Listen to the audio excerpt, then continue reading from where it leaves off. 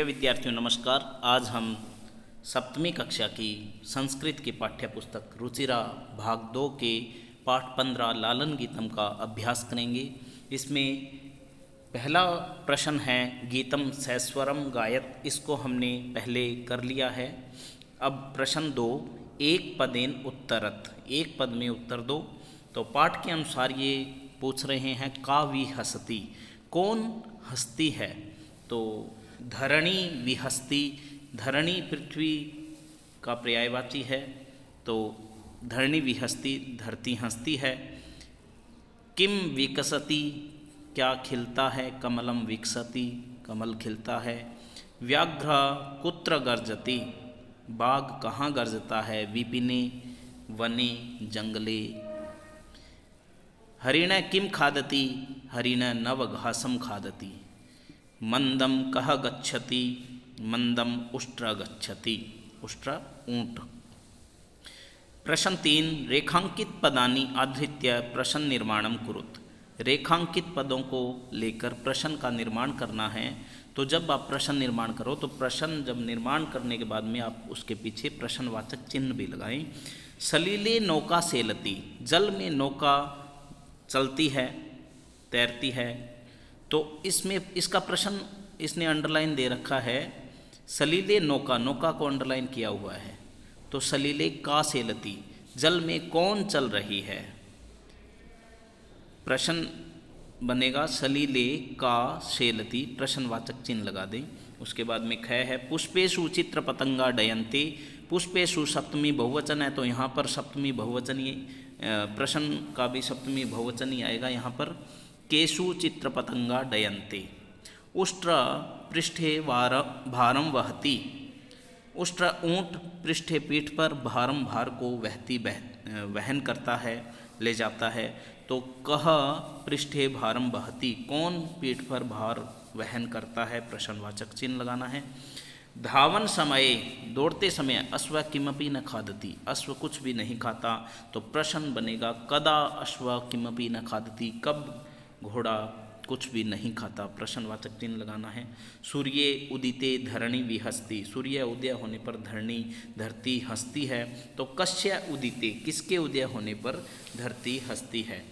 मंजूषात, प्रश्न 4 मंजूषात समानार्थक पदानि चित्वा लिखत, मंजूषा से समानार्थक समान अर्थ वाले पदों को चुनकर लिखना है। धरणी पृथ्वी, करालम, कराल होता है जो बहुत भयंकर हो, बहुत ही ज़्यादा खतरनाक हो, उसको करालम, महाकाल, कालम, कृपालम, एक ऐसी पंक्ति भी है। तो कराल का अर्थ होता है जो भयंकर हो, उसको कराल कहते हैं। सलीले जले, सलीले जले। विपिने वने, वन को विपिन भी बोलते हैं। हरिणा मृग, मंदिरे देवालय। प्रश्न 5 विलोम पदानि मेलयत, पहले समानार्थक किए, अब हमें विलोम करने हैं, विपरीत उसके उल्टे।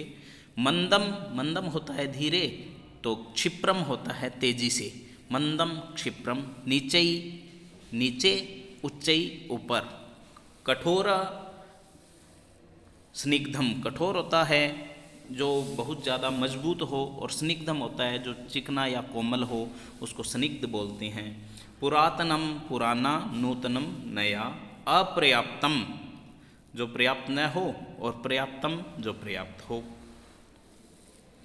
अब प्रश्न 6 उचित कथनानाम समक्षम आम, अनुचित कथनानाम समक्षम न इति लिखत। जो उचित कथन है, जो उचित बात है, सही बात है, उसके आगे तो आपको आम लिखना है, हाँ लिखना है, और जो उचित नहीं है उसके आगे न लिखना है। पाठ के अनुसार है ये, अपने पाठ के अनुसार ही विचार करना है इसके ऊपर। धावन समय अश्व खादति, दौड़ते समय अश्व खाता है, ना नहीं खाती।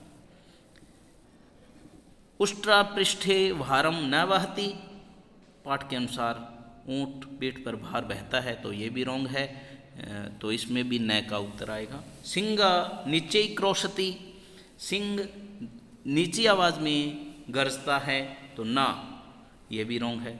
पुष्पेशु चित्र पतंगा डयन्ते, फूलों के ऊपर तितलियाँ उड़ रही हैं, हाँ उड़ रही हैं, आम। वने व्याघ्र गर्जती, वन में बाघ गर्जता है, हाँ आम वन में बाघ गरजता है। हरिणा नव घासम न खादती, ये रोंग है क्योंकि हरिण तो नव घास खाता है, तो यहाँ पर ये न आएगा इसका उत्तर। अधोलिखितानि, प्रश्न 7, अधोलिखितानि पदानि निर्देशानुसारम परिवर्तयत, परिवर्तन करना है निर्देश के अनुसार, जैसा इसने निर्देश दिया है। अब निर्देश इसने बीच वाली पंक्ति में दे रखे हैं। चित्र पतंगा का निर्देश दिया इसने प्रथमा बहुवचन, तो उसका चित्र पतंगा बन गया। भल्लू का तृतीया एक वचन में भल्लुकेन, उष्ट्र पंचमी द्विवचन में उष्ट्राभ्याम, हरिण सप्तमी बहुवचने हरिणेषु, व्याघ्र द्वितीया बहुवचने व्याघ्रम, घोटक राजा संबोधन एक वचने हे घोटक राजा। अब प्रश्न 8, प्रश्न 8 में चित्रम दृष्ट्वा मंजूषात, मंजूषा बोलते हैं जो हेल्प बॉक्स होता है, पेटी होती है, उसको मंजूषा बोलते हैं। चित्रम दृष्ट्वा मंजूषात पदानि च, और प्रयुज्य, मंजूषा से उन पदों को लेकर वाक्यानि रचयत, वाक्यों की रचना करो। तो इसमें इसने खगाहा, खगाहा होता है बहुत सारे पक्षी, विकसंती विकसित होते हैं, कमलानी खेलते हैं, उदेती उदय होता है, क्रीडंती खेलते हैं, डयंती उड़ते हैं, सूर्य सूर्य सूरज, चित्र पतंगा तितलियाँ, कूजंती कूजते हैं, बाला बच्चे। तो इन शब्दों को लेकर हमें वाक्यों का निर्माण करना है। तो पहला वाक्य है इदम चित्रम उद्यानस्य अस्ति, इदम माने यह चित्र उद्यान का है, बाग का है। पुष्पेषु चित्र पतंगा डयन्ते, पुष्पों पर चित्र पतंगा तितलियाँ उड़ रही हैं। सूर्य उदेति, सूर्य उदय होता है। वृक्षेषु खगाः कूजन्ति, वृक्षों पर पक्षी कूजते हैं, कलरव करते हैं, कलरव यानी कि शोर करते हैं। बालाः पादकन्दुकेन क्रीडन्ति, बच्चे पैर वाली गेंद से, फुटबॉल से खेलते हैं। मनोहराणि कमलानि विकसन्ति, मनोहर कमल विकसित होते हैं। मनोहर यानी कि मन को सुंदर लगने वाले कमल विकसित होते हैं। इसी के साथ ही मैं अपनी वाणी को विराम देता हूँ। धन्यवाद। अभ्यास करें। धन्यवाद।